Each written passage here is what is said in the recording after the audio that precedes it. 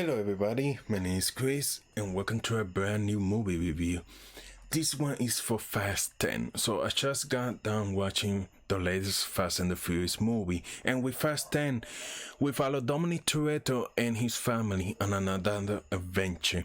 This time they're being hunted by a villain from the past. Jason Momoa as Dante is not only looking for revenge on Dominic Toretto, but he wants to destroy his entire family.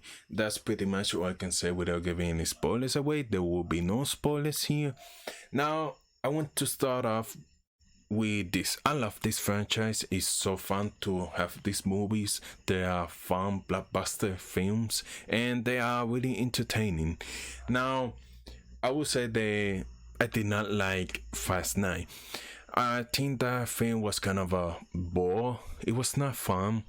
And I'm happy to say that Fast 10 is an improvement over Fast 9. And it finally feels fun again. That was one of my biggest drawbacks to me about Fast 9. It didn't feel fun. It's just like felt like crazy nonsensical action that even using the logic within the Fast and the Furious world felt ridiculous and dumb. Shooting a cop into space and doing a mission with that felt more like a checklist they want to flesh in you instead of actually making the sense within its world. In Fast 10, I'll say that they turned back those stunts a little bit, but honestly was better. There's an entire sequence with this big ball, there's a bomb rolling around Rome, and it finally felt like you have like that adrenaline fun rush that the Fast and the Furious is known for. So I was happy to feel that again.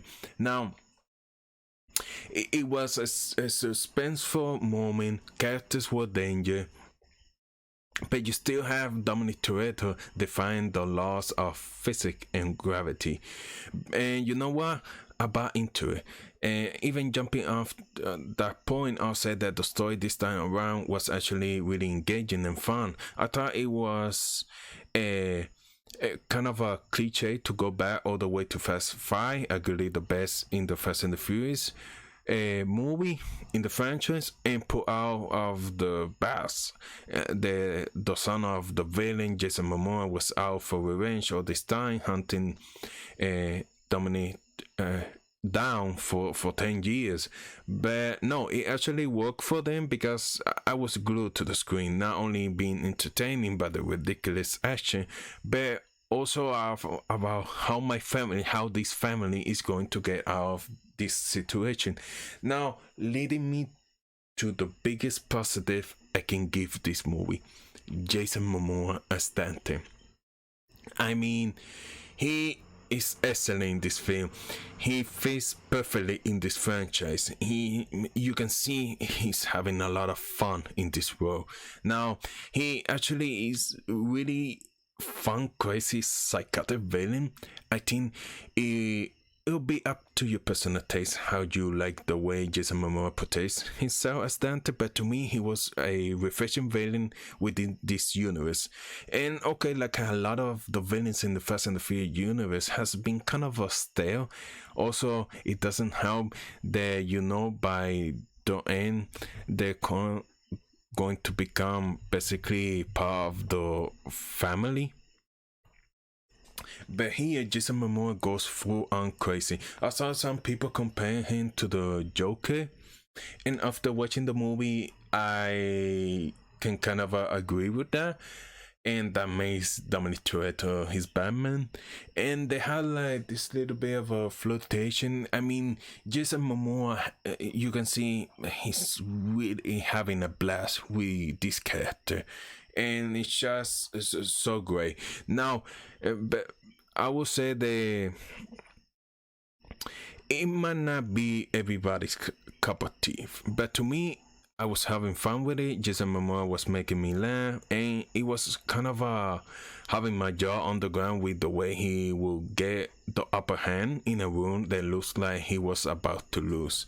Another thing I appreciate about Fast 10 is how this film feels like the most connected in terms of all the previous movie, were 10 films into this franchise, and at this point, you know, in some franchise the audience will get smaller and smaller. Somehow in Fast and the Furious, defies the laws of physics in real life, and the audience only gets bigger. But in Fast 10, it wasn't just they had like a callbacks and reference to previous films, things that happens in previous movie outside of Fast 5, you know, giving Dante his origin for being the villain in this film. So many of the missions that happen in previous movie connect here and are now like blending into the story, and they're kind of a symphony, and I thought that was nice. And moving on to some of my favorite cast members in here, you know, besides Jason Momoa, of course, Vin Diesel. I mean, he's the driving force of this franchise, and you can always see how committed he is to this franchise, the love and passion that he puts into this. And also, I really like Michelle Rodriguez, and she's amazing. Her sequence in the motorcycle in Rome, that was fantastic, and her action sequence with Charlize Theron. And Theron, I love her action sequences in this film. She's so good. I mean, if you have seen her in Atomic Blonde, you know how good she is. Alan Ritchson and Daniela Melchior were great here. Fun, great additions to the Fast and the Furious franchise. Rita Moreno, her role is small but sweet, and Brie Larson is incredible here. Like, I like the character she's portraying. I like the energy she's bringing here, and also her outfits are killer. I mean, her fashion was on point up there, and you can see how happy she was to be in this franchise. And Jason Statham only pops up briefly, but he's always great to see, and they kind of like put a pin on Jason Statham, and like he's coming back in the next movie. But putting all those positive things aside, I want to get into the things that I was missed to negative about.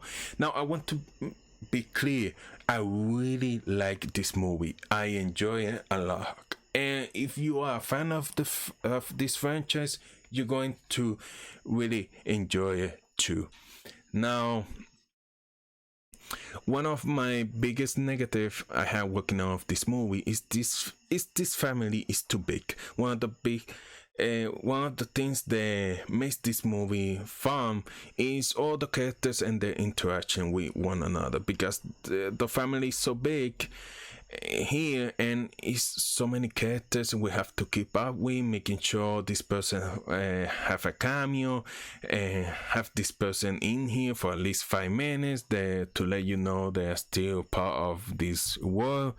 And a lot of them are divided into groups, and the group is so big, there is so many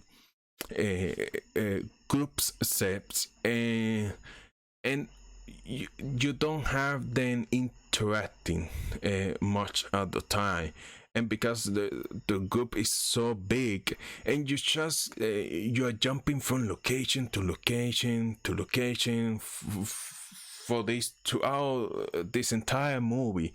And I miss in the Fast and the Furious franchise when they will be like, this movie takes place entirely in Brazil, this movie takes place entirely in London.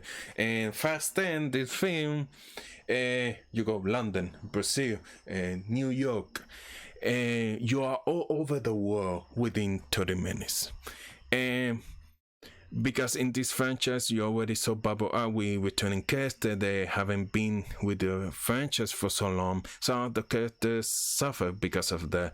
It just makes the movie really feel overstuffed, and like there's a lot going on, especially when you get to the ending of this movie, because they definitely are trying to treat this like the Infinity War of the Fast and the Furious franchise, and it ends abruptly. It feels like it ends in the middle of the story, and that might piss some people off, but to me it kind of makes me intrigued to jump back into the next one. You have me hooked, and I want to see how the problem is resolved. And yes, I did love the cliffhanger of this movie. The one thing I'll say I miss about, but I'm learning towards more positive than negatives on this, is John Cena's character. I was so started to see John Cena join the Fast and the Furious universe in 9, and even though he was big, he was going to be the long lost brother of Dominic Toretto, did not like him at all in Fast 9. I could not take him seriously as a villain, having him just this mopey style of face with Dominic Toretto. The entire movie was so lame. Here in 10, they completely changed his character. This is not the Jacob or whatever character they created for him in Fast 9. I mean, this feels more like Peacemaker to me, and it's what John Cena does best, is working his comedy, be a little goofy, be a little bit of the silly uncle, because a lot of the movie he's paired off with Dominic Toretto's kid, who was said the kid really was doing a great job in the role, but that relationship worked for me. You know, John Cena becomes the cool little uncle protecting the kid, having a goofy little fun time, and I enjoy the kind of a change this character they have. But I think they are going to be some people that are going to have like a whiplash and going, that's not the same guy that I saw in the last movie. And I found a big negative about this movie. You might have seen the actual publications were flat out spoiling what the post-credit scene of this movie is, and I won't mention just in case you haven't seen it by now, but the post-credit scene got me hyped and excited for the next movie, and I was curious how they're going to implement that into the story. And that was actually one of the 3 different surprise cameo in the movie. Then there's a scene like at the very end, which is kind of it's like you have this character inside a internet cafe, and I was like, oh, I actually like this actor, so I didn't mind they include them in the movie. But then how the scene plays out, it feels so unnecessary. It's just taking up time, it's kind of a ridiculous, and it just makes my eyes roll out and of why they need to include this cameo in the movie. And there's a scene like at the very end of the movie, it's kind of who things ends off, and I was like, you're doing this again. And it only adds to my problem of this family. It's too big, and how are you going to juggle all these characters for the next movie? It's truly ridiculous, but at least the ridiculous factor is fun again, so it has that going for it now. And this is the final trilogy for this franchise, and this is just like the opening act, and I would say it was a great opening act, and I cannot wait for the next installment and where this story goes next, because it can only go bigger, and I'm really excited to find that out. But yes, I really recommend it, especially if you're a fan of the franchise. You're going to have just a fun time and really enjoy this movie. I would say that it's up there with the best of the Fast and the Furious franchise. My favorite are Fast 5, and second is Fast and the Furious 7, and I'd say maybe this will be third place. But yes, just digesting, the film after watching it. But yes, that, and you can really, I think the important thing here is the element of family. It really helps this franchise a lot. It makes it fun to watch, and just getting this film, getting to see all this family together, it's just it's a really good time in the theater. So that's my review for Fast 10. If you enjoyed this video, hit the like button, consider subscribing to the channel, and thank you for watching. Bye bye.